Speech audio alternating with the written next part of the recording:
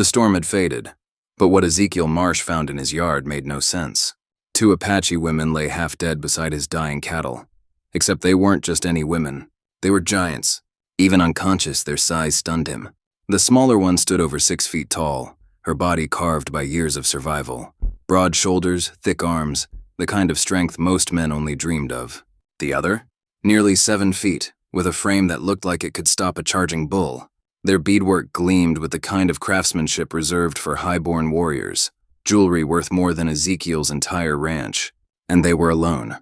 That was the first red flag. Apache women of their stature never traveled without war parties, never showed up wounded on a settler's land. Something terrible had happened, something that tore them from their protection and left them bleeding in the mud. Every instinct told Ezekiel to walk away. Helping Apache meant death in these parts. Settlers had been lynched for less. But then the taller woman's eyes opened. No rage, no threat. Just raw human fear. The same kind he felt watching his ranch wither under drought and debt. She tried to speak. Only a whisper came out, in Apache, before she passed out again. Ezekiel stood frozen. These women could crush him with one hand. Yet here they were, broken and helpless. And in that moment, he knew. What he did next would define him forever. He knelt. Her injuries were bad. The smaller one, later named Itel, had a deep wound in her side, blood soaking through torn hide. The taller one, Ayana, was barely holding on, her breathing ragged, but her eyes sharp, watching him like a hawk. "You're 15 miles from help," he muttered to himself. 40 from town. "And you're about to shelter 2 Apache royals." It made no sense. But then Ayana whispered in broken English, "Help. Sister." The word hit him like a memory. His own sister, Elizabeth, lost to fever years ago. Thunder growled in the distance. Rain was coming, and so were riders. He dragged Itel toward the cabin, Ayana staggering beside him, supporting her sister despite her own pain. The doorway was too narrow. They had to twist Itel sideways just to get her inside. Then hoofbeats. 5 Apache warriors appeared on the ridge, silhouetted against the gray sky. War paint, rifles, eyes locked on his cabin.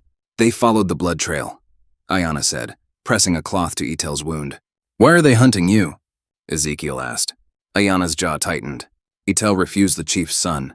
Said no to marriage, that was it. One word, no, and now they were fugitives.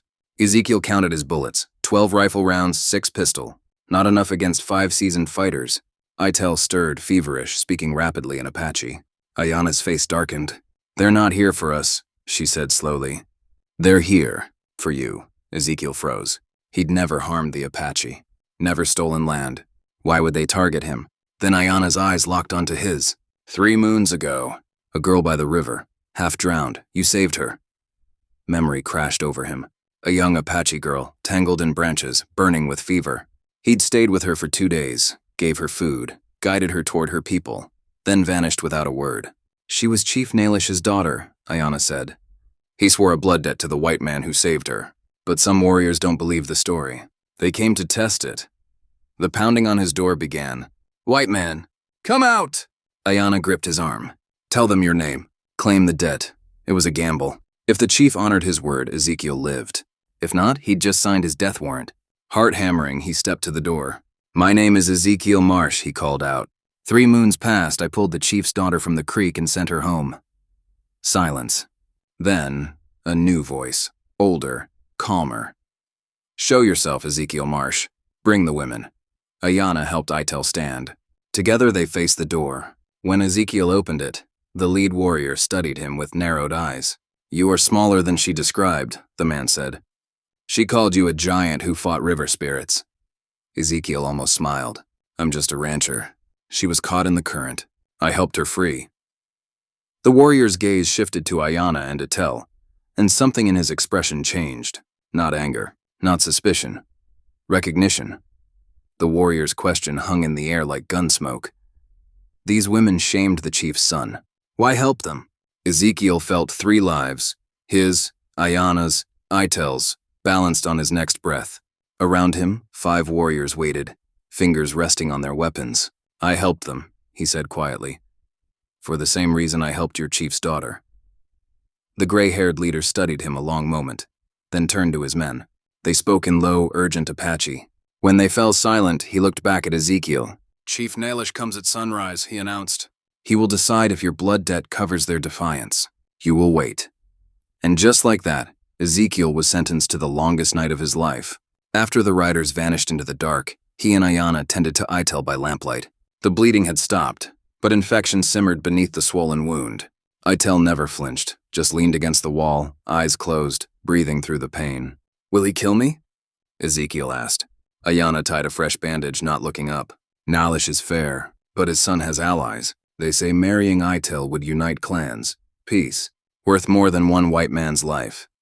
The truth stung worse than a bullet. "Why did she refuse?" he asked, nodding to Itel. Ayanna's voice turned sharp. "Chief's son already has 3 wives. Beat 2 so badly they lost their children. Itel saw what happens to women who can't say no." She met his eyes. "Some fates are worse than death." Silence settled between them, thick as storm clouds. Near midnight, Itel woke, fever broken, eyes clear. She thanked Ezekiel in careful English. "You risked everything," she said. "White men don't do that for Apache women." "Anyone would have done the same," he replied. Both sisters exchanged a knowing glance. "No," their look said. "Not anyone." Ayanna moved to the window. "You're different," she murmured. "Maybe that's why the chief's daughter remembered you. Maybe that's why you're still breathing," Ezekiel tried to joke. "Or maybe why he kills me fast instead of slow." But his voice cracked with fear. In the lamplight, Ayanna looked at him like she saw something hidden even from himself. Not gratitude, not pity. Recognition. "You're not like the others," she said softly. "We watch you tonight. How you move. How you choose." The air between them crackled. Danger and something deeper. Something he had no right to feel with dawn bringing death. Then hoofbeats. Not Apache, not yet. Too early for the chief. Too late for friends. Ayanna stiffened at the window. 3 riders. "White men, badges." Ezekiel's blood turned to ice.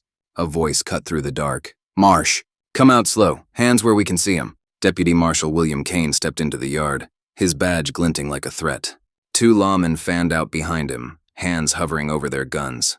"Got reports of Apache in the area," Kane said. "Attacked the Morrison place last night. We're tracking them." Ezekiel's stomach dropped. If settlers believed the Apache struck Morrison's ranch, any Apache found would be executed on sight. Behind him, Ayanna stood like a shadow in the doorway, 7 feet of coiled strength, ready to fight.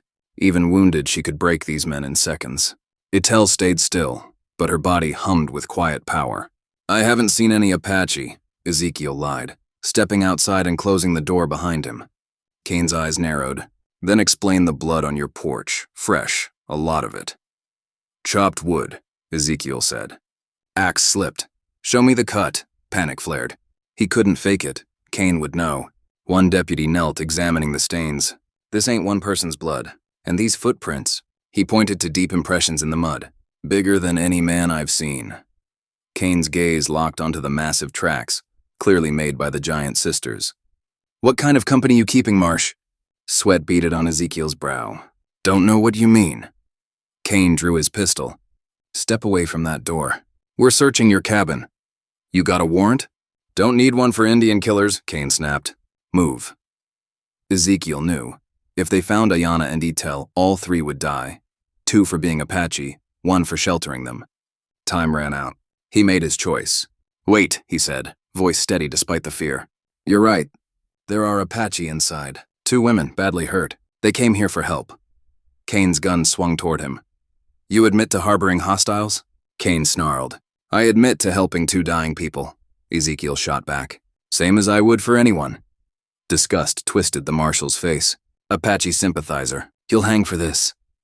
Behind the cabin door, Ezekiel heard the sisters shift, ready to fight. But before violence could erupt, one of Kane's men shouted from the ridge. "Riders coming from the north!" Kane spun, rifle lowering for a split second. Hoofbeats thundered through the dark, too many to count. "Could be more Apache," he muttered, then barked orders. "Take cover! We deal with Marsh after we see who's coming." As the lawmen scrambled, Ezekiel's hope flickered. Were these riders' salvation? Or the final nail in his coffin? Then they emerged. Not Apache. "Federal marshals, reinforcements. Kane!" the lead agent called, dismounting fast. "Governor's orders. All Apache found with settlers are to be detained for questioning about the Morrison attack." Kane's confidence surged.